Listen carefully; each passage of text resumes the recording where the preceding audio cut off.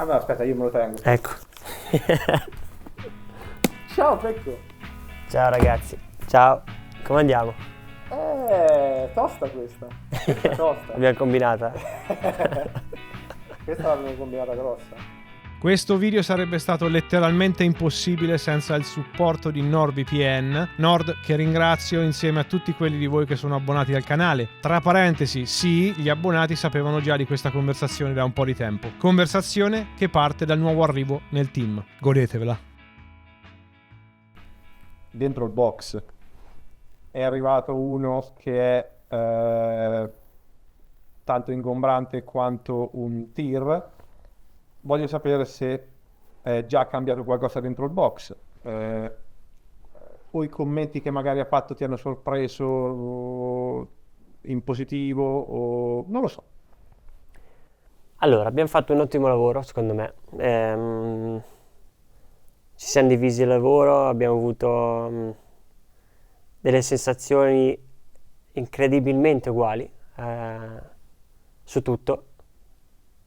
Secondo me se uno legge i fogli di setup di uno e dell'altro pensano che siano state dette dalla stessa persona anche nel modo di dirle, quindi questa è una cosa che mi ha non stupito, però che è la prima volta che mi succede perché con Enea e con Miller, per dire, abbiamo avuto sempre feeling simili, però non così tanto nel dettaglio, ecco. E questa è una cosa molto positiva sotto il punto di vista dello sviluppo, perché alla fine a una squadra degli ingegneri essere così chiari è fondamentale. Ho notato che siamo più sensibili, per dire, lui è molto sensibile sul davanti della moto, mentre io invece sono un po' più bilanciato anche sul dietro, nel senso sento tantissimo quello che fa la moto a livello di sospensioni, ecco. E non è cambiato niente nel box.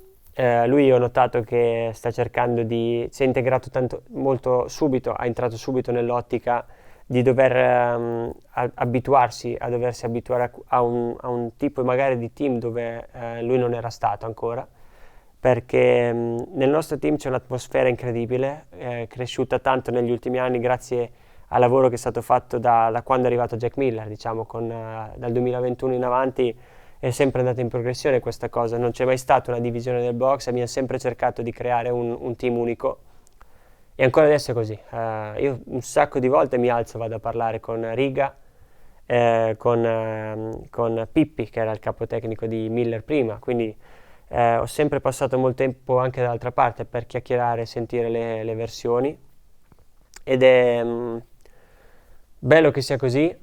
Io non ho nessun tipo di problema con nessuno, non ho mai avuto discussioni, ecco. Se ho avuto qualche problema l'ho sempre detto subito, ho sempre risolto le mie cose all'istante, perché non sono uno che porta rancore, non sono uno che vuole portare le cose avanti, ecco. Quindi ho sempre risolto, per dire a Portimao abbia risolto la cosa lì, non è andata mai oltre.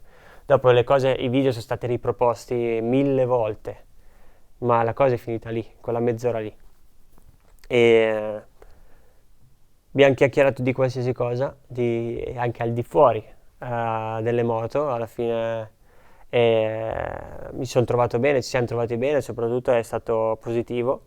E poi comunque ho un compagno di squadra che è un 8 volte campione del mondo, dal quale si può solo che imparare, ecco. A livello di guida lui fa delle cose estremamente interessanti nelle curve a sinistra. E quello che fa a sinistra è più o meno quello che io faccio a destra, ed è una cosa che io sto provando in tutti i modi a farla stesso, ma non è così facile, non è così immediato, ecco. E quindi è figo questa cosa qui e siamo pronti per cominciare. Sicuramente al primo weekend di gara le cose diventeranno più serie, diventerà più non è più un rapporto dove si lavora insieme, ma un rapporto dove lottiamo per vincere. Però ci sarà sempre del gran rispetto, perché l'unica cosa a cui ho sempre aspirato è avere molto, molto rispetto per il mio compagno, ma che lui ce l'abbia lo stesso nei miei confronti, ecco, e al momento mi sembra che siamo molto in linea su questo. 2024. Vorrei partire dal cosa hai imparato dal 2024, cosa se sei cresciuto come pilota dall'esperienza del 2024. Allora, il discorso è, il cresciuto lo si potrà scoprire mano a mano. Quando magari mi troverò in delle situazioni simili e magari avrò la conseguenza sarà migliore rispetto a ciò che è stato nel 24. Alla fine io credo di aver capito diverse cose. Quest'inverno ho analizzato il campionato, in generale tutto, e ho analizzato principalmente le volte dove ho sbagliato. Ho sbagliato certe volte anche in cui ho vinto, dove potevo far meglio probabilmente. E quindi credo di aver capito di dover spesso fare un passo indietro, magari, cercare di prendermela con più calma senza cercare subito di fare un controsorpasso, senza cercare subito di andare davanti magari, e poi vedere come si evolve la situazione, perché alla fine una cosa che è chiara è che il campionato è estremamente lungo. Quest'anno poi ci saranno 22 gare, se non ne salta nessuno ovviamente, però 22 gare, di cui 22 sprint. Ci sarà da fare 44 gare, di cui 22 sprint, quindi ci sarà da fare un'opera di costanza che paga sicuramente tanto, perché se tu guardi il campionato di Jorge Martin dello scorso anno, ciò che ha fatto lui è stato mettersi con la coscienza e dire rallentiamo e facciamo secondi. Alla fine non so quante volte abbia fatto secondo, ma tantissime. Io penso di aver fatto secondo una volta, 2 volte, ne ho vinte 11, ma sono anche caduto diverse volte, tra cui Sepango, Misano, dove secondo me sono stati i miei 2 errori più grandi. Però sì, la cosa che ho capito probabilmente è il fatto di analizzare meglio certe dinamiche di gara. Questa hai già toccato sull'altra domanda che ti avrei fatto, è quali sono stati gli errori che tu ritieni solo tuoi. Potrebbe anche non essere una caduta o un gran premio buttato, magari è un turno di prove sottotono, oppure hai perso un giro veloce per qualche ragione. Quanti sono stati gli errori solo tuoi, non dettati da gomme, gente, roba random? Allora, per parlare chiaro, alla fine i miei errori veri sono stati 3. Silverstone, sprint race, dove ero quarto, avevo aspettato i primi 2 giri per iniziare a spingere e ho iniziato a spingere dal terzo, dal quarto, non mi ricordo bene, ma comunque avevo appena fatto il giro veloce e al posto di arrivare piano piano ho detto devo andare su subito, perché poi a Silverstone c'è molto la difficoltà della pressione della gomma davanti. E quindi appena volevo arrivare passare subito e ho fatto un cambio di direzione troppo violento, e quello è stato, nel momento in cui l'ho fatto ho detto e mi si è chiusa. Quindi quello è uno. Misano 2, dove purtroppo per qualche motivo che nessuno mi sa spiegare o nessuno mi riesce a far comprendere, i primi giri di gara ho perso tantissimo tempo, non riuscivo a essere veloce, come se la gomma dietro non entrasse bene in temperatura, e nel momento in cui però ci sono riuscito ho iniziato a girare 4 decimi più forti dei piloti davanti, quindi da 2 secondi e mezzo o 2 secondi e 8, non mi ricordo bene, sono arrivata a 1,5, 1,4 e non serviva spingere così tanto più forte, bastava anche 1 o 2 decimi al giro, e col senno di poi, se si guarda cosa è successo in gara, avrei vinto la gara probabilmente, perché gli altri 2 si sono quasi autoeliminati e gli ultimi giri Jorge aveva alzato abbastanza il ritmo, quindi col senno di poi sarebbe stato una probabile vittoria o un secondo posto comunque, e già quello bastava, no? E poi Silverstone, sì scusa, la Malesia, dove lì il problema della pressione è dove c'è più in assoluto, è la pista peggiore sotto questo punto di vista qui, e Jorge era partito molto aggressivo, molto forte, io ho qualche difficoltà per il mio stile di guida e la dinamica della moto nelle sprint race, perché cambia il serbatoio da regolamento sulla moto, e quindi la dinamica cambia un po', e quella è una cosa che a me mette un po' più in difficoltà ai primi giri di gara, però ero lì, non avevo bisogno andavo più forte, era tutto il weekend che andavo più forte, non avevo bisogno di esagerare, E quel giro lì proprio ho detto, non esagero, perché il giro prima avevo frenato e il davanti mi aveva detto, oh, va piano, che non ti stiamo dietro, e avevo fatto la curva. Il giro dopo l'ho fatta più piano, sono arrivato con le ruote più allineate e mi si è chiusa nel momento in cui ho lasciato i freni. E quella è una cosa che dopo tutta una stagione dove diverse volte mi era successa quella cosa lì, dovevo aspettarmelo, dovevo saperlo. E lì è stato l'errore, alla fine, dove incentro più la colpa dell'aver perso il mondiale, anche se comunque ci sono state diverse sfortune varie tra contatti, problemi, diciamo che ce ne sono state un po'. Un episodio del 2024 che adesso legherò alle critiche online. La domanda è come tu ti approcci a tutto il mondo online, le critiche, le leggi, le eviti, le leggi ma le ignori, ti danno fastidio. Questo sarà un po' l'argomento. Io confesso adesso, non so se ti ricordi perché comunque tu i video del casco parlante li guardi, hai detto, Aragon con Alex Marquez, io sono stato da tifoso anche, è proprio da tifoso, dico, dove cazzo vai, cioè, hai tirato i dadi al casino con uno che c'ha zero da perdere, allora tipo, roba del genere, come la prendi? Commenti su YouTube con un account privato che dici brutto coglione, non è così, non lo so, dimmi. Allora, inizierei con spiegare la dinamica, no? Di quell'incidente lì, che uno fa presto a dire potevi aspettare. È vero, potevo anche aspettare, ma quando sei in gara e uno va lungo, ti dici vai, vai, vai, ne approfitti subito, perché tu non puoi mai sapere cosa può succedere, appunto.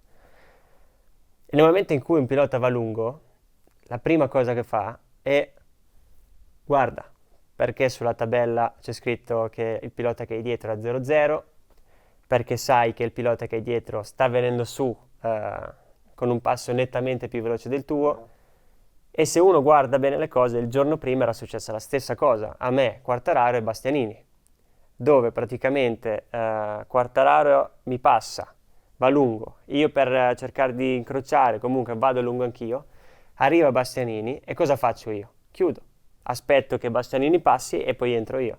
Non mi sarebbe mai venuto in mente di entrare lo stesso come se non ci fossi a gas e non chiudere mai il gas e provocare un incidente, ecco. Però alla fine, col senno di poi, avrei dovuto valutare meglio quella situazione lì, conoscendo appunto il fatto di essere contro un pilota che poteva essere il primo podio stagionale, se non sbaglio, e soprattutto non aveva niente da perdere, mentre io appunto ero appena caduto a Misano, avevo bisogno di punti e potevo semplicemente aspettare, ma l'indole e l'istinto ti portano a approfittare delle situazioni, e quindi lì è andata in quel modo lì. E onestamente quello che viene scritto online a me non mi interessa, perché alla fine finché toccano l'argomento moto non me ne frega niente. Quando poi si passa alle cose personali, quello è un altro discorso, ma finché si parla di moto a me non tocca. Una volta mi dava più fastidio, soprattutto quando da che la gente non si fila, si inizia poi, quando inizia a vincere, iniziano a parlare tutti di te, nel bene o nel male, no? E quindi la vivo nel modo che penso sempre che tanto le chiacchiere da bar ci sono sempre state, e i social network hanno solo dato il diritto di esprimersi a persone alle persone che c'erano nei bar, quindi ognuno può avere il proprio pensiero, ognuno può esprimere il proprio pensiero, poi ci sono quelli che lo fanno anche a prescindere, solo per il tuo nome ti insultano solo per quello, ma quello è un discorso che a me non interessa, e accetto il fatto che ognuno possa avere i propri punti di vista.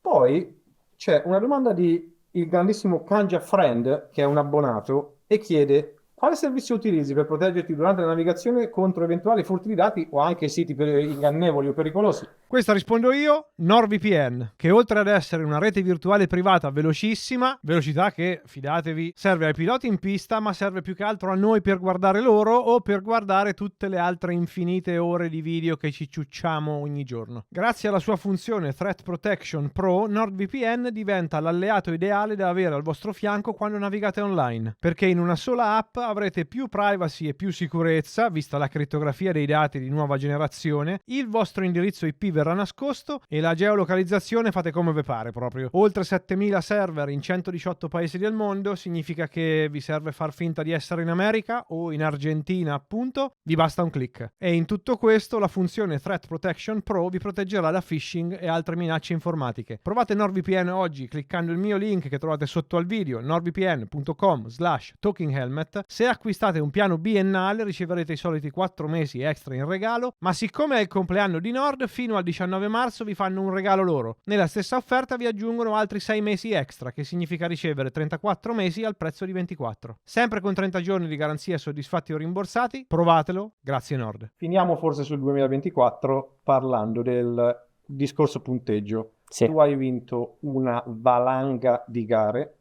e chi ha vinto il mondiale ne ha vinte quanto, un terzo? Diciamo che 8 in meno. Il campionato è finito, i post-mortem sono stati fatti, è andata come è andata. Qual è il tuo pensiero veramente sul punteggio? Andrebbe rivisto secondo te? Andrebbero premiate di più le vittorie? E daresti punti alla top 10 tipo Formula 1? Perché questo è stato un discorso infinito l'anno scorso. Allora, secondo me dare i punti alla Formula 1 non è giusto, perché è giusto premiare chi è più in difficoltà, per dire. Se con il punteggio di Formula 1 molti piloti non prenderebbero punti, o molte case non prenderebbero punti. E io credo che sia più giusto il nostro punteggio. Quello che secondo me, però, sarebbe da valorizzare un po' di più la gara della domenica. Perché secondo me il bello della MotoGP era il fatto di svegliarsi la domenica mattina con l'eccitamento e l'eccitazione del fatto che ci sarebbe stata la gara, senza sapere niente. 100%? Poi invece adesso non è così. Te sai già, bene o male, i valori in campo, li sapevi anche prima, se uno guardava tutto il weekend, bene o male lo sapeva, però la sprint race ha tolto un po' anche a noi, di enfasi della gara della domenica, ed è la cosa più bella che c'è, la gara della domenica. La sprint è bellissima, è divertente, perché da fare è divertente, fai 10 giri, 12, 13 al 100%, però non toglie un po' quello che è la gestione, toglie un po' quello che è la gara vera. E quindi secondo me bisognerebbe trovare un modo per cercare di enfatizzare di più la domenica, magari dando dei punti extra. Se uno vince la gara del sabato e della domenica insieme fa doppietta, punti extra, o il primo al posto che 25 prende 27 punti, una cosa così, diciamo, fare più distacco tra chi vince e chi fa secondo, perché alla fine se uno vince la sprint ma poi vince la domenica ci sono 3 punti di differenza da chi invece fa primo e secondo, non è giusto secondo me, oppure fare meno punti la sprint. Però in generale il punteggio attuale mi ha permesso di lottare fino alla fine del campionato nonostante avessi 8 zeri, quindi bene o male è un punteggio abbastanza equo, considerando appunto che ho vinto 11 gare e ho fatto 16 podi tra tutto, quindi comunque mi ha permesso di lottare, ma di solito con 11 gare è difficile pensare di perdere un mondiale con 11 gare, invece al giorno d'oggi è successo. Interessante. Finisco sul discorso cosa sarebbe bello cambiasse in MotoGP. La griglia uguale al sabato e la domenica è un pochino sciocca da fuori. Non so come la vivete voi. Io avevo proposto, e mi dici solo se è una puttanata o no, voi il venerdì pomeriggio fate un time attack. Sì. È una prequalifica in ogni caso, già la fate così com'è. Se quella griglia, se quell'ordine valesse come griglia per la sprint e invece poi il sabato va avanti nello stesso Classico. modo e la Q2 diventa la griglia La domenica. della domenica. Potrebbe essere una variabile, una variante interessante, non lo so. Allora, per certi aspetti avere l'unico momento per fare la griglia in un turno solo limita i danni. Perché se tu metti che il sabato e venerdì pomeriggio nelle practice gli ultimi 15 minuti diventano qualifica, comunque anche mentalmente diventa più tosta. Però quello che secondo me è bello che che hanno iniziato a fare nel campionato in Superbike, Supersport, è che la griglia di gara 2 è basata sui tempi in gara di gara 1. Quindi i tempi che fai nella sprint definirebbero la griglia della gara della domenica. I tempi, non le posizioni. No, i tempi. I tempi.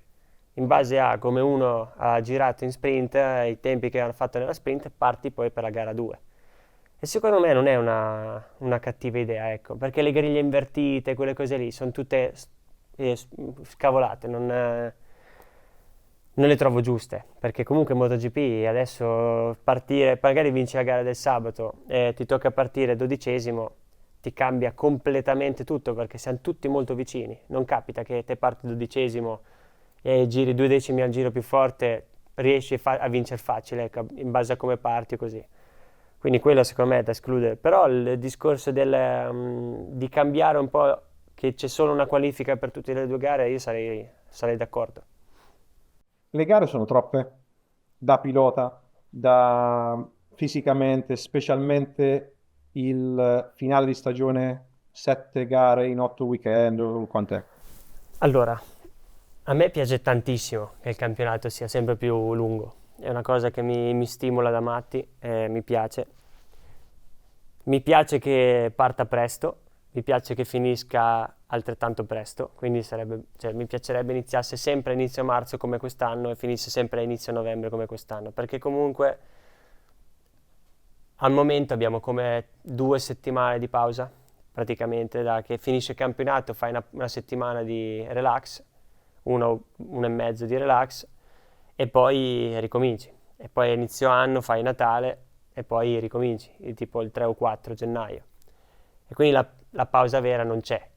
C'è da dire che io, per dire, quest'anno ho avuto il viaggio di nozze, dove comunque mi sono allenato tutto il viaggio di nozze, ed è l'unico modo per ricominciare in forma. Invece se ci fosse più tempo potresti prendertela un po' più alla leggera, ci sarebbe anche più tempo per magari eventi come andare all'EICMA, che a me piace da morire andare all'EICMA, ma sono 2 anni già 2 o 3 anni che non riesco ad andarci, quindi sarebbe bello a spalmare un po' di più, se no è più difficile. Però 22 gare secondo me sono la lunghezza giusta, sperando che non ne saltino, ma in caso potrebbero essere meno.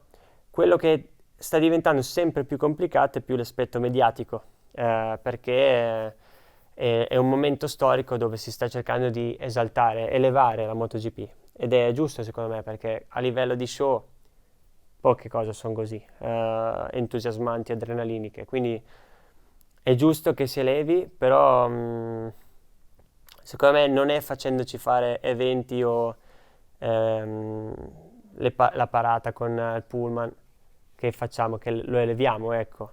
Anche perché comunque è giusto metterci più vicini al pubblico. Adesso dico una cosa che verrà insultato sicuramente, che non verrà capita, ma è giusto esserci messi vicini al pubblico, più vicini possibile. Però quando te vendi così tanto il tuo prodotto, dopo perde di esclusività, no? E quello, io mi ricordo quando ero piccolo, andavo al weekend di gara e volevo vedere Valentino Rossi, magari non ci riuscivo neanche, ma io avevo un hype talmente grosso nel riuscirlo a vedere, che era quello che mi faceva venire voglia di andarci. E lo vedevo in televisione, era il mio eroe che correva in televisione, ma che era difficile da scovare, un po' alla Batman. E invece tipo adesso è bello che sia così, perché a me piace comunque passare il tempo, più tempo che posso con i fan. Secondo me è uno di quelli, insieme a Miller, di quelli che stanno più tempo in assoluto all'Hero Walk, cioè alla fine siamo sempre noi due gli ultimi ad andarsene via, che la Moto3 è già entrata in pista tra l'altro, quindi devi fare tutto di corsa dopo, ma non me ne frega. E diventa il weekend di gara comunque un po' più stressante perché finisci i turni, hai 1000 interviste. E adesso ci hanno tolto la conferenza stampa del sabato, ma fino a prima c'era anche quella. E finisci quello, devi andare a fare il meet and greet. Finito il meet and greet, devi tornare a fare le interviste. Finite le interviste, devi fare magari l'evento con gli sponsor. Diventa un weekend di gara molto intenso e secondo me una cosa che io per dire invidio molto al Supercross o all'NBA è che quando è il momento delle interviste loro fanno tutto insieme. Ci sono tutte le televisioni lì, tutti i media lì e si fa nello stesso momento, anche perché poi ti ritrovi a ripetere la stessa cosa per 12 televisioni e per 20-30 giornalisti ed è sempre uguale, diventa anche un po' ripetitivo tutti i weekend così, quindi quella è la cosa più complicata, però se fosse per me il mio massimo sarebbe arrivare in circuito, andare in moto e basta. Quello è e dare poi spazio a chi magari ai fan così, ma in generale la parte mediatica è quella che al momento ci prende un po' di più. Hai toccato sul Supercross, adesso porta spalancata ovviamente.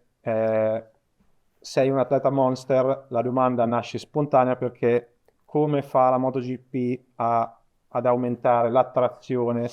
Allora mi è venuto in mente, non so se te lo ricordi, 2011 Monster, Sì, Las Vegas hanno fatto la prima Monster Cup. 3 main event. fantastico. Se li vinci tutti e tre, Ti prendi la valigia. la valigia in plexiglass con $1 milione cash dentro. Sul podio, Villopoto Villopoto. e foto di lui con la valigia Monster con 1 milione dentro. Noi invece in questo sport c'è ancora un tabù riguardo i soldi. E secondo me oggi, quest'anno il Supercross hanno fatto uno scalino e il tema soldi è rientrato nelle telecronache. Quando c'è una lotta per il secondo, terzo posto, o se la stanno giocando due, a seconda se è le 2,5 o le 4,50, il telecronista Luigi dice ci sono $50.000 fra queste due, cioè se la stanno giocando c'è il Gran Premio, perché la gente pensa che il Gran Premio è il premio Gran, è lo spumante o il prosecco. Ci sono i soldi in mezzo, che non è, cioè, che c'è di male? Sì. Cioè, metti non dico che deve essere tutto incentrato sui soldi, però i soldi sono parte dello sport. È interessante, la gente riuscirebbe a relazionarsi meglio con quello che sta succedendo. Se tu ti stai giocando un mondiale, l'anno scorso un pochino è entrato questo discorso Con Bastianini. con Bastianini, Sì, sì. perché Pernat ha detto, ragazzi, Ma ha toccato un tasto importante. ha toccato un tasto importante. Sì, sì. Perché non se ne parla di più? Saresti d'accordo? Io credo che alla fine se guardi in tutti gli sport del basket si sa qualsiasi cosa a livello di stipendi o di premi o di bonus, il calcio uguale, Formula 1 te sai perfettamente da Max Verstappen a Sergeant quanto guadagnano e da noi c'è sempre stata questa cosa che non si dice. Una volta si diceva ma quando per dire è stato fatto il contratto a Jorge Lorenzo di Ducati, tutti sapevano che Jorge Lorenzo prendeva 12 milioni e mezzo da Ducati ed era una cosa che ha creato un'aspettativa, un dire un wow, cioè un qualcosa di diverso. Anch'io sono d'accordo che non per forza dobbiamo dire quanto si guadagni, però anche secondo me il discorso, i soldi, quando uno parla di soldi dà un'aspettativa, dà un hype alle cose, no? E quindi anche se io sarei d'accordo, anche se tu parli di soldi, molta gente poi comunque si sente in diritto di criticare, no? Però alla fine bisogna che se ne parli, quindi è uguale. E sì, io sono d'accordo su questo argomento qua perché noto anche su me stesso che quando so che un calciatore è stato trasferito da una parte all'altra e guadagna tot, me ne accorgo, lo ascolto, ecco. Io voglio sapere quanto ti alleni, cosa fai, che mangi, Io l'alimentazione sono curiosissimo perché lascia fare il piatto di pasta occasionale, io voglio sapere Allora, gli allenamenti sono vari, ovviamente non entro nello specifico, ma noi andiamo in palestra tutti i giorni per 4 ore e mezza, anche 5 volte, ore, e andiamo in moto 2 volte a settimana, più o meno, che sia no, motocross io non lo faccio, che sia flat track, che sia le mini moto, che sia la moto in pista a Misano o a Modena o a Pomposa, circuiti più piccoli quindi. Ed è tosta perché comunque te vai in palestra presto, arrivi, ti fai 4 ore, 5 ore in palestra, è tosta, ecco. E l'unico modo per sostenerlo è l'alimentazione, perché se no non avresti modo di farlo a meno che tu non ti metta a mangiare barrette o cose varie che a me non piace, io preferisco evitarle e mangiare di più magari a casa. Però ho una grandissima fortuna che non sono uno che tende a prendere tanto, e questa è una fortuna incredibile, però tendo a cercare di essere molto preciso in quello che mangio, cerco di non mangiare mai troppo condito e, e alla fine non è un segreto che gli sportivi mangino riso, pollo e verdure, alla fine è quello. Riso, pollo e verdure, riso, tacchino e verdure, riso, pesce e verdure, quello è la dieta nostra. Le uova, ti mangi gli albumi, non mangi il tuorlo, cioè, è un po' una rottura, ma a un certo punto, poi soprattutto è una rottura per me che io amo mangiare, cioè a me proprio piace mangiare, però ci fai l'abitudine, soprattutto nella prima parte del campionato è più importante, dopo una volta che arrivo a essere in forma, eh, durante il weekend di gara sì, sono estremamente perfetto, a casa sono abbastanza perfetto, se non estremamente perfetto, e quando una volta a settimana voglio uscire esco senza farmi problemi. c'è, paghi un prezzo quando fai uno sgaro di alimentazione, lo senti? Troppi carboidrati, Mm. troppo qualcosa, paghi il prezzo per, che ne so, 2 giorni dopo la mangiata. Allora, diciamo che vivendo in Italia, io vivo lo sgarro in una maniera diversa. Il mio sgarro è mangiare tanto, non è un andare a mangiare fast food, ecco. Mi piacciono gli hamburger, mi piacciono quelle cose lì ovviamente, però se io devo sgarrare, sgarro con una matriciana, sgarro con la carbonara, con l'abbacchio, quelle cose lì sono il mio sgarro. E quindi è uno sgarro sì e no, perché mangi solo di più, ma alla fine non è una roba che ti pregiudica qualcosa. Invece quando capita che vai a mangiare fuori e ti mangi un hamburger, ti mangi una cosa pesante così, quello lo accuso un po' di più. Il giorno dopo sicuramente quando se devo fare un'attività fisica, di solito non mangio male il giorno prima di andare in palestra così. Però se capita lo senti un po'. Pesantezza, la sudorazione, la performance, diciamo che ti fa un po' perdere, ecco. Tieni traccia di tutto a livello di, I don't know, quante reps fai di esercizi, quanto tempo impieghi per concludere una routine, vedi proprio i numeri che cambiano? Quello che La differenza più grossa è quando finisci l'allenamento come ti senti. Sicuramente i primi allenamenti stagionali finisci che sei piegato in due, non ti muovi, e il giorno dopo ricominci. Mentre invece durante la stagione diciamo che ti alleni, fai le stesse cose ma le fai con una semplicità in più e quindi aumenti sempre un po' di più a livello di pesi, le ripetizioni rimangono sempre quelle. Alla fine noi facciamo uno sport dove te devi essere molto forte, devi avere una grandissima resistenza, anche perché stai 40 minuti a 180 battiti, e c'è chi va anche più su, e devi pesare poco.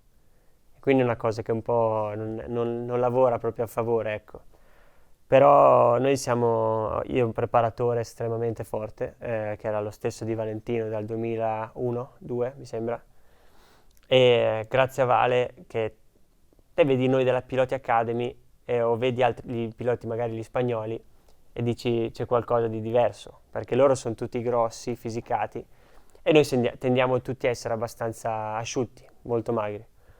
Però io ti sfido a guardare tutti i parchi chiusi a fine gara e tu vedi una bella differenza in faccia dei vari piloti. Quella è una cosa del quale sono molto orgoglioso e del quale secondo me il mio preparatore può essere molto contento. Allenamenti in moto, hai detto un paio di volte alla settimana. Ci dici, se lo sai, quanti chilometri fai almeno in allenamento? Allora, io so quelli con la Panigale, la V4, che sono quindi Misano o Modena, o per dire l'anno scorso siamo stati a Portimao, quest'anno siamo andati in Indonesia. Si parla di 3.500-4.000 km a stagione, ecco, più o meno. E sono tanti, secondo me, come allenamento, ma abbiamo notato che funziona bene e soprattutto se guardi adesso tutti quanti fanno la stessa cosa, quindi è un qualcosa che abbiamo iniziato noi dell'Academy e cioè vale ai suoi tempi, però è un qualcosa che per dire a me, a parte che mi diverto da matti, perché poi faccio i miei esperimenti quando giro con la Panigale ed è un qualcosa che mi diverte da matti, provare diverse cose. Alla fine è una moto estremamente competitiva, è quella che si avvicina di più a quello che è la MotoGP, ma comunque mi sembra di guidare una moto lenta quando giro con la Panigale, ecco, abituata all'altra. Però riesco a fare delle prove che poi riporto di là e quindi è una cosa che è super funzionale.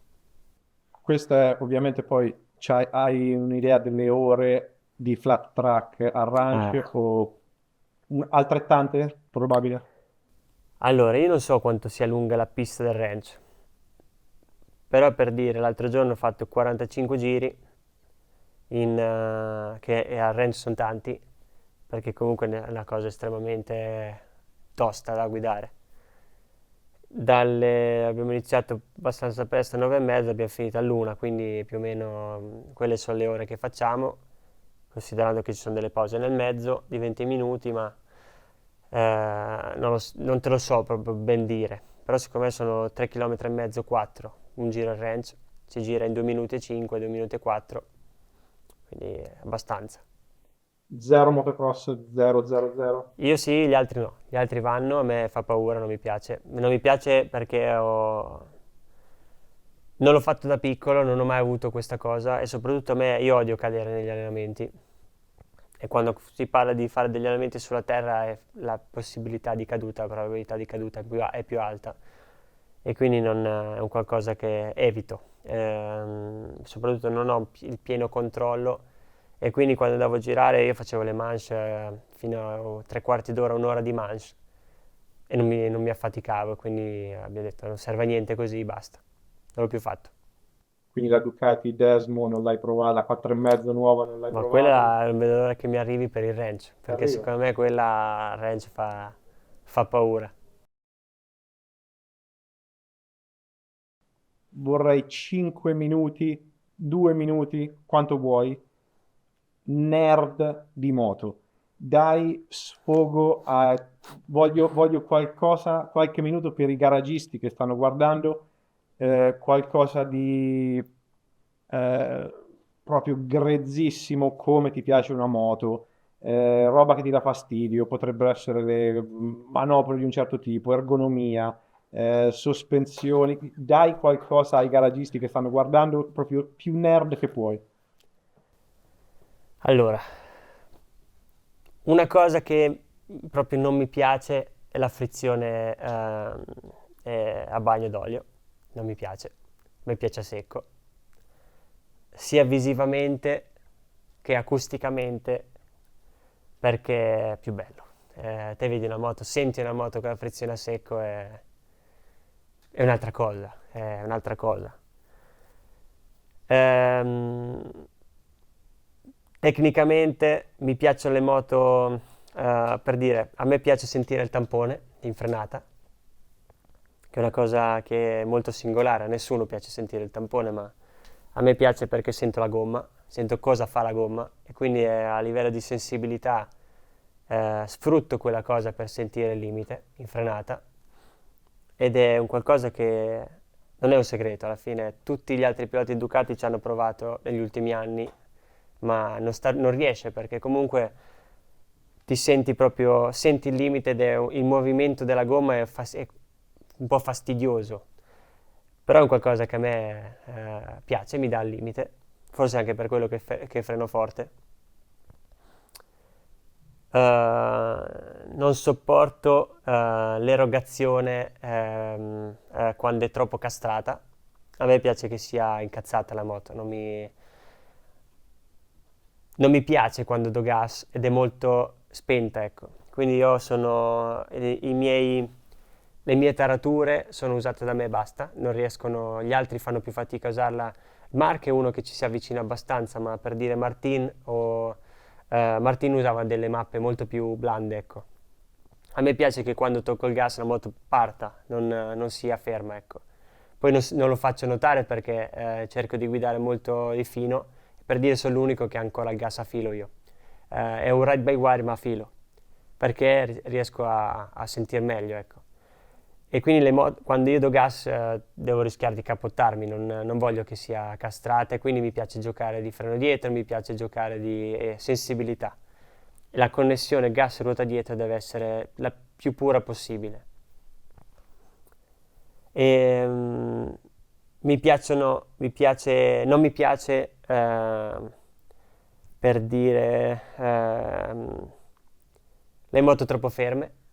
A me piace che si incazzino, anche per dire cambi di direzione, la stabilità della moto è fondamentale sempre, però quando non sento niente non riesco a essere veloce, ecco.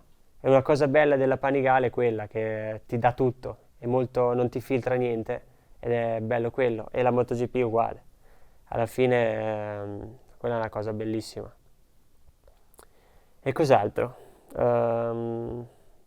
Non ho mai provato i motori, c'è in MotoGP i motori, ho solo usato il motore a V, il Desmo, quindi non so come possano essere gli altri motori, ma trovo che sia una figata incredibile, la potenza e la coppia che riescono ad avere anche col crescere dei giri. Il forcellone nuovo della Panigale è una figata pazzesca, anche se è vero che si esce dal discorso monobraccio, ma quello che dà in pista a livello di performance è incredibile. La stabilità, la velocità con cui riesce a entrare in curva è incredibile, anche perché a certe velocità la Panigale standard, per dire in certe piste come Mugello, questa cosa la senti tanto. Quando fai Casanova Savelli è arrabbiata, o quando fai le Biondetti, tu senti che il dietro arriva un po' in ritardo sul davanti. Ed è una sensazione strana, non è che brutta, però è diverso. Invece la moto rigida è più rigida è meglio. Hai toccato la frenata. Ho sentito un'intervista di Gabarrini un po' di tempo fa che diceva che la frenata prima era il tuo punto debole addirittura, Sì. adesso è il punto forte. Raccontaci la storia.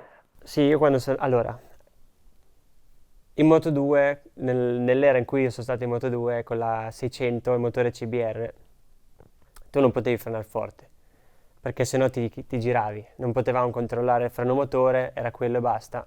Il cambio era un cambio stradale e quindi te giocavi molto in frenata sul traverso. Infatti io facevo dei traversi incredibili, era divertentissima la 600, però non frenavo avanti, perché comunque frenavo forte, però non era il punto dove ero più forte, ecco. E invece in MotoGP sono arrivato e all'inizio ho faticato molto a capire i freni in carbonio, dove frenare, mi tenevo sempre tanto margine per far più percorrenza e non era redditizio, anche perché il freno motore che c'era in quel periodo lì era sulla base delle richieste di Dovi ed era un freno motore che a me non bloccava tanto da dritto e me non faceva impazzire come effetto, e quindi ci ho messo tanto. Abbiamo fatto anche, Ducati si è messa lì, mi ha fatto un report, si è stati un pomeriggio in Ducati per analizzare la mia frenata per cercare di capire come potermi aiutare. Soprattutto anche loro non erano abituati a lavorare con un pilota che volesse delle molle così morbide, perché io volevo sentire il tampone, ecco. E quindi siamo andati a lavorarci e già nel 2020 ho fatto uno step. Ero migliorato tanto, fino al 2021 dove sto continuando a progredire perché stiamo comunque sempre migliorando in quell'aspetto lì ed è un aspetto dove adesso puoi far più la differenza. Però il 2021 è stato l'anno in cui ho capito meglio il mio modo di frenare e non è stato un percorso facilissimo, ecco, perché allora adesso è MotoGP con gli abbassatori, con l'aerodinamica, l'unico punto in cui puoi fare una differenza netta è quello, perché dopo te quando esci dalle curve, dai gas, lei si abbassa, non impenna quasi neanche più, e quella è tutta accelerazione e dipende un po' dal motore della moto, ma in generale usciamo tutti forte uguale, invece in frenate dove te puoi fare una grande differenza, perché quella è una cosa che è ancora tanto in mano al pilota, ecco, secondo me. Ed essere riuscito a diventare così forte in frenata mi ha aiutato tanto. E adesso sto cercando di fare un lavoro che non è facile, perché va un po' a scontrarsi con la percorrenza, nel senso io sto cercando di frenare forte uguale, ma entrare anche forte come uno che invece frena più piano e fa percorrenza. Ci sto lavorando tantissimo e ci sto riuscendo, e quindi questo è un fattore che potrà aiutarmi in certe situazioni. A destra mi viene molto meglio, a sinistra ancora faccio più fatica, però ci stiamo riuscendo. La frenata, grazie anche a Christian e comunque alla mia squadra, Tommy, abbiamo adattato il freno a motore a come piace a me, quindi più libero prima e che frena di più dentro quando devo entrare. Ed è un processo che mi sta dando la performance che sto avendo, ecco. Ricordo un'intervista di Lorenzo Savadori che diceva, parlando degli abbassatori che verranno eliminati, voglio sapere anche come la pensi tu a riguardo e soprattutto cosa e quanto cambierà, se cambierà. Sì. Lui diceva è ora di ridare l'uscita di curva in mano ai piloti, che è la stessa cosa che tu hai detto adesso. Sì. Quanto cambierà la MotoGP una volta che gli abbassatori verranno eliminati? Io credo che cambierà abbastanza per chi in questi anni ha sempre lavorato con un'elettronica molto intrusiva. Chi invece è sempre stato molto libero, come posso essere io, come può essere Mark, come può essere Bezzecchi, per dire, si troveranno meno in difficoltà perché sanno già come gestire tutto quanto. Però vedremo, alla fine è molto difficile prevedere cosa succederà. Secondo me il discorso degli abbassatori dietro non era una cosa brutta, però io l'avrei limitata a tipo 5 utilizzi, l'avrei limitata a una specie di DRS, una cosa diversa, perché sennò non dà gusto alla fine avere un'abitudine, invece quando puoi lo usi e ti dà una specie di vantaggio, perché alla fine dai una cosa in più ancora in più alla gente che guarda, ecco, e a noi. Una cosa che non ho capito è perché limitano l'aerodinamica. Quella è una cosa che non capisco, perché alla fine se noi adesso facciamo fatica a superare è per colpa dell'aerodinamica, non degli abbassatori, perché creano dei flussi che quando sei dietro tendono a risucchiarti tanto. E per dirci, sono moto, quando segui la Ducati non succede più di tanto, il tunnel d'aria c'è ma un po' meno. Quando sei dietro una KTM invece cambia completamente la moto, fai fatica a fare i curvoni, la moto allarga, hai tante turbolenze, perché loro hanno quella specie di cassottino dietro strano, che tra l'altro è bruttissimo da vedere.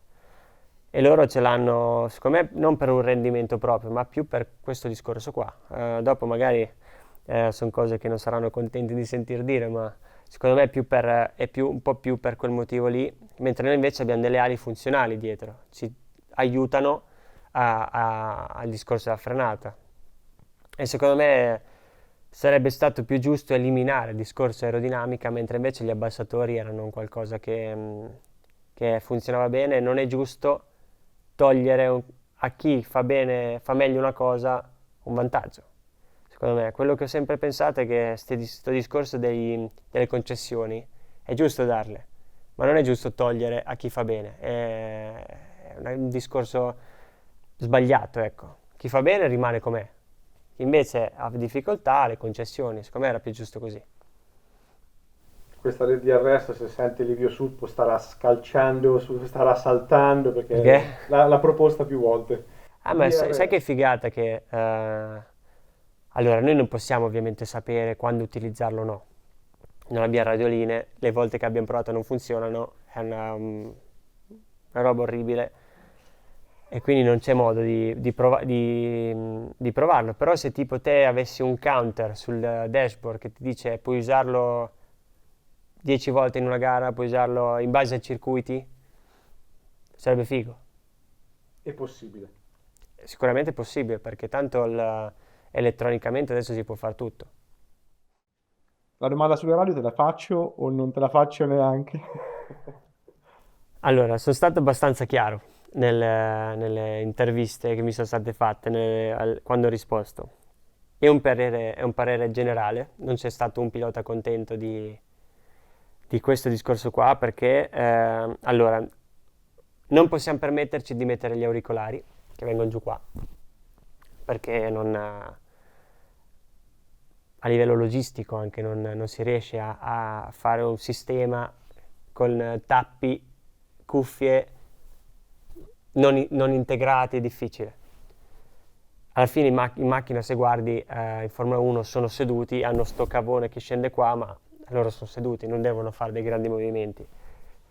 È un sistema osseo, quindi comunque ti preme qua e se te già ti metti due dita qua, così per 30 secondi, inizia a darti fastidio.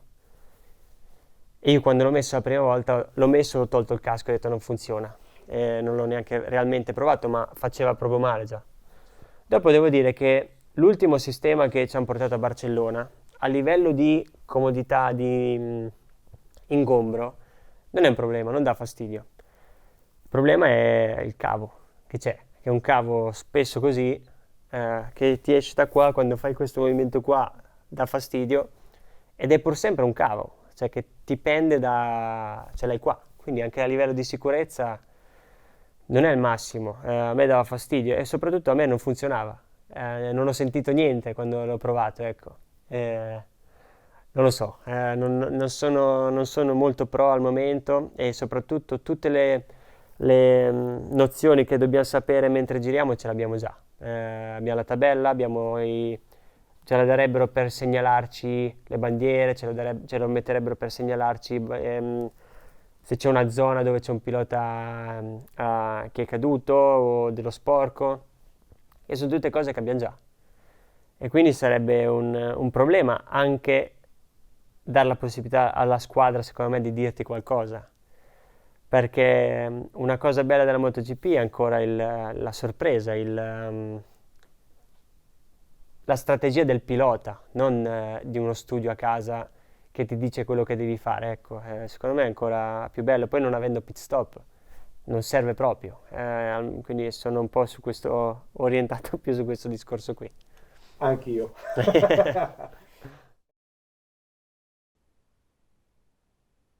Rapporto con la paura. Allora, è un discorso molto molto ampio, anche un po' difficile da esprimere, però la paura c'è, non esiste che qualcuno non abbia paura ed è sbagliato uno che dice che non ha paura, secondo me, non dà un grande esempio, ecco. Io ho sempre rapportato la paura al limite, nel senso, se non ci fosse paura non ci sarebbe un limite e quindi non ci sarebbe la staccata al limite, non ci sarebbe il giro al limite, e la paura è soggettiva, nel senso ognuno ce l'ha un po' più avanti, un po' più indietro, spostata in base a come si sente lui, nel senso per me quando entro in un circuito quello che mi fa frenare più avanti possibile è la ricerca di questo limite, però l'effetto che hai quando stacchi, che dici non mi fermo, quello è paura, perché te non vuoi arrivare nella ghiaia, perché te non sai mai cosa ti può succedere, non vuoi cadere, perché te non sai cosa ti può succedere, quindi ho sempre rapportato il limite alla paura e secondo me è un esempio giusto.